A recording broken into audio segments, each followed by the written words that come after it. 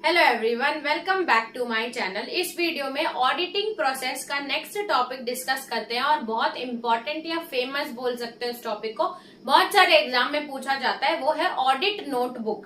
कभी कभी 8 मार्क्स से क्वेश्चन में आता है व्हाट इज ऑडिट नोटबुक और state advantages and disadvantage of audit notebook. या कभी कभी आपको ये पूछा जाता है व्हाट इज ऑडिट नोटबुक और राइट उसके जो कंटेंट्स रहते हैं, right contents of audit notebook. ये भी 8 मार्क्स से क्वेश्चन के अंदर कवर होता है। तो चलिए जानते हैं ऑडिट नोटबुक होती क्या है और उसके इस वीडियो में जो हम डिस्कस करेंगे वो सिर्फ ऑडिट नोटबुक के बारे में और उसके कंटेंट्स, ऑडिट नोटबुक में होता क्या है वो बस डिस्कस करेंगे। अब इसकी एडवांटेज और डिसएडवांटेज जो है वो मैंने नेक्स्ट वीडियो में डिस्कस किया है, आप प्लेलिस्ट में चेक कर लीजिएगा।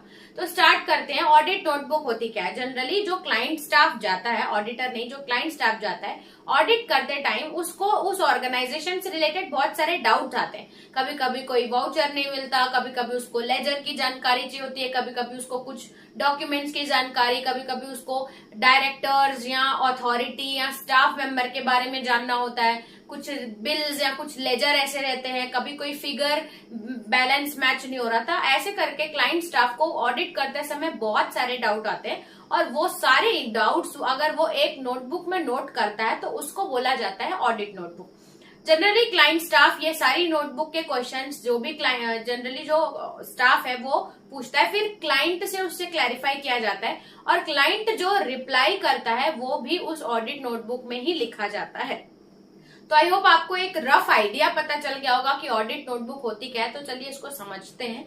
ऑडिट नोटबुक एक ऑडिट असिस्टेंट जो रहता है, क्लाइंट असिस्टेंट, ऑडिट असिस्टेंट जो रहता है वो मेंटेन करता है। और इसमें जो भी ऑडिट करते टाइम एक कंपनी का ऑडिट करे तो उसके बारे में सब चीज जानना बहुत जरूरी होता है, तभी वो ऑडिट रिपोर्ट सही से बना पाएगा। इसलिए उसको जो भी डाउट आते हैं तो असिस्टेंट जो रहता है, ऑडिट असिस्टेंट, वो पूरा नोट करता है इंपॉर्टेंट मैटर्स जो उसको डिस्कस करने हैं अपने, या तो वो अपने सीनियर से डिस्कस करेगा या तो अपने क्लाइंट से डिस्कस करेगा कि इस मैटर में क्या करना चाहिए क्या नहीं करना चाहिए। कभी कभी ना एक जो असिस्टेंट ऑडिटर रहता है उसको सारी डिटेल या इस कुछ केस में, कुछ अकाउंट के केस में या कुछ लेजर के केस में उसको समझ नहीं आता कि इसको कहाँ पोस्टिंग क्या शो करें, तो वो अपने सीनियर ऑडिटर से पूछेगा या उस बिजनेस के क्लाइंट से पूछेगा कि आपने इस बिजनेस में ये पैसा कहाँ गया, ये सब तो वो ऑडिट नोटबुक में ही लिखा है। और वो नोट भी करेगा, जो भी उसको क्लाइंट रिप्लाई देता है वो भी उस नोटबुक में वो नोट करता है ताकि लोग फर्दर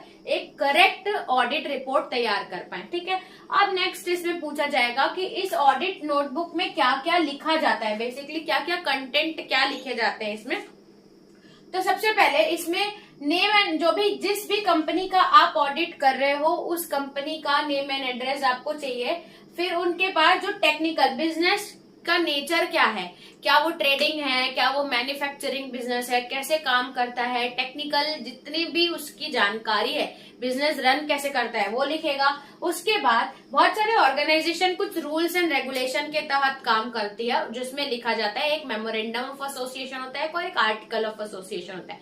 मेमोरेंडम ऑफ एसोसिएशन बहुत इंपॉर्टेंट डॉक्यूमेंट होता है। ये एक ऐसी डॉक्यूमेंट है जो कंपनी अपने रूल्स एंड रेगुलेशन पूरे बाहर शेयर होल्डर से इधर उधर दिखाती है।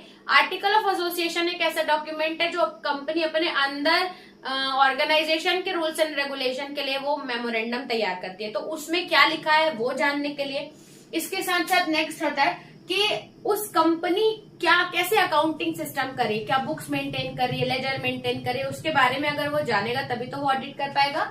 यानी कि बुक्स रजिस्टर जो क्लाइंट ने रखा है, उसके बाद ऑर्गेनाइजेशन का स्ट्रक्चर कैसा है, इसमें इंफॉर्मेशन कैसे पास होती है, सबसे ज्यादा पावर किसके पास है, ये सब पूछा जाता है। ठीक है। उसके बाद लिस्ट ऑफ ऑफिशियल्स, ऑफिशियल्स यानी कि जो टॉप लेवल है मेंबर्स है उनके नाम, उनके एड्रेस, उनकी डेजिग्नेशन, उनका पावर, जो कंपनी को रन कर रहे हैं मैनेजमेंट, उसके बारे में पूछता है। फिर अकाउंटिंग सिस्टम पूछता है कि आप कैसे अकाउंटिंग करते हैं, कौन अकाउंटेंट है, क्या क्या वाउचर्स है, किस मंथली करते हो, वीकली करते हो, ये सब। और इंटरनल कंट्रोल सिस्टम भी इसमें देखा जाता है।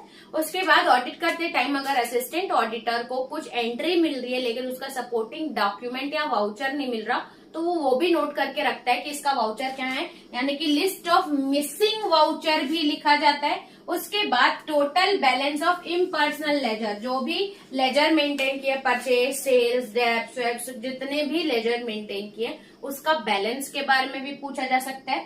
उसके बाद अगर कुछ एडजस्टमेंट एंट्री पास की जाती है, अकाउंटिंग सिस्टम अगर आप जानते होंगे तो एडजस्टमेंट एंट्री कैसे पास की, क्यों पास गई, किसके साथ एडजस्टमेंट हुआ, ये सब भी समरी उसके बारे में डिटेल वो क्लाइंट्स से पूछता है, इसके लिए भी वो नोटबुक में लिखेगा। और जो भी मैटर्स हैं उसको ऑडिट रिपोर्ट में, कंपनी के जितने भी मैटर्स हैं जो ऑडिट रिपोर्ट में मेंशन करने हैं उसके बारे में भी वो ऑडिट नोटबुक में लिखता है। क्या होता है, अगर वो ऑडिट नोटबुक में बराबर सारी चीजें लिखता जा रहा है तो जब रिपोर्ट तैयार करनी होती है तब कुछ कंफ्यूजन नहीं होता, तब स्मूथ में सारी चीजें रिपोर्ट में मेंशन हो जाती है। ठीक है, तो ये हमने पढ़ा अबाउट ऑडिट नोटबुक। और जो कंटेंट रहते हैं ऑडिट नोटबुक में जनरली लिखा क्या जाता है, ये सारे सवाल। अब इसमें से एक टॉपिक बच गया, वो है advantages and disadvantages of client audit notebook, तो उसको हम नेक्स्ट वीडियो में डिस्कस करेंगे। इस वीडियो में इतना ही रखते हैं, चलते हैं नेक्स्ट वीडियो में, देखते हैं नेक्स्ट टॉपिक। तब तक के लिए थैंक्स फॉर वॉचिंग।